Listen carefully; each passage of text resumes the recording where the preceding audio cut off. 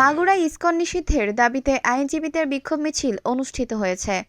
আজ বুধবার সকালে মাগুরা জেলা জজ আদালতের সামনে এই বিক্ষোভ সমাবেশ ও মিছিল অনুষ্ঠিত হয়।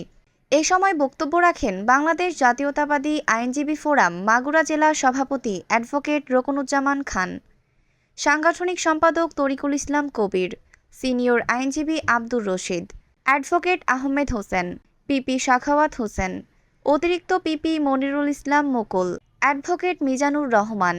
এ সময় বক্তারা বলেন, চট্টগ্রামে আইনজীবী সাইফুল ইসলাম আলিফকে নৃশংসভাবে কুপিয়ে ও জবাই করে হত্যা করা হয়েছে। এই ঘটনার তীব্র নিন্দা ও প্রতিবাদ জানাই। সাধুকে কেন্দ্র করে কালকে আমাদের একটা তরতাজা প্রাণ এবং আমাদের একজন আইনজীবী, তার নাম সাইফুল ইসলাম, চট্টগ্রাম আদালত থেকে সে যখন তার নিজের বাড়িতে যাচ্ছিল তখন এই সন্ত্রাসী সংগঠন, এই ইসকনের সদস্যরা তারা সেখানে নির্মমভাবে ওই সাইফুল ইসলাম আইনজীবীকে হত্যা করে। আমরা তীব্র নিন্দা জানাচ্ছি। এর প্রেক্ষিতে আমাদের একজন আইনজীবী যিনি সরকারি একজন নিয়োগপ্রাপ্ত অ্যাসিস্ট্যান্ট পাবলিক প্রসিকিউটর, প্রথমে তার পায়ে পরবর্তী তাকে উপায়ে হত্যা করেছে। এখানে বিভ্রান্তি হওয়ার কোনো সুযোগ নাই।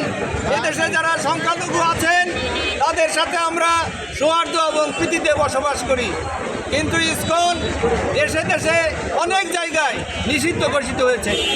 আমাদের দেশে ইসকনের নামে হিন্দু আর ইসকন এক নয়, এটা আমাদের সাধারণ হিন্দু ভাইদের বুঝতে হবে। এই ইসকনকে আমরা নিষিদ্ধের দাবি করি এবং যারা এই নৈরাজ্যকর পরিস্থিতি সৃষ্টি করে একজনকে নিহত করেছে, কয়েকজনকে আহত করেছে, তাদের আইনের আওতায় এনে উপযুক্ত বিচার করা হোক, এইটুকু বলে শেষ করছি। ধন্যবাদ। একই সাথে জঙ্গি সংগঠন ইসকনকে অনতিবিলম্বে এই দেশ থেকে নিষিদ্ধ ঘোষণা করতে হবে। এদেশের মাটিতে ইসকন জঙ্গি সংগঠনের ঠাঁই হবে না বলে হুঁশিয়ারি দেন মাগুরা জেলা জজ আদালতের আইনজীবীরা। আপনারা শুনেছেন আমাদের একজন আইনজীবীকে একজন এই শেখ হাসিনার দোসররা হত্যা করেছে, প্রকাশ্য একজন এপিপিকে হত্যা করেছে প্রকাশ্য আদালতের মাঝখানে। আমরা সেই কারণে এই ঘটনাকে নিন্দা জানাচ্ছি এবং এই ঘটনার তীব্র প্রতিবাদ জানাই। এই দেশ থেকে গণতন্ত্র হত্যাকারী দোসররা যখন পালিয়ে গিয়েছে, তারা পালিয়ে গিয়ে ইসকন রূপ ধারণ করে এই বাংলাদেশে নৈরাজ্য সৃষ্টি করার পায়তারা চালাচ্ছে। আমরা তাদেরকে হুঁশিয়ার করে দিতে চাই, আপনারা এই দেশ থেকে পালিয়ে যে রূপে আসেন না কেন, এদেশের ছাত্র সমাজ, এদেশের আইনজীবী সমাজ আপনাদেরকে প্রতিহত করবে। ছাত্রদের আন্দোলনের মুখে বিতাড়িত হয়ে তারা এই দেশকে অস্থিতিশীল করার জন্য একটি পায়তারা করতেছে। তারা যখন নিজেরা মাঠে নামতে পারতেছে না, জনগণের আক্রোশ থেকে রেহাই পাওয়ার জন্য তারা নিজেরা নামলে তাদের উপর হামলা আক্রমণ হতে পারে, জনগণ তাদেরকে আবার প্রতিহত করতে পারে।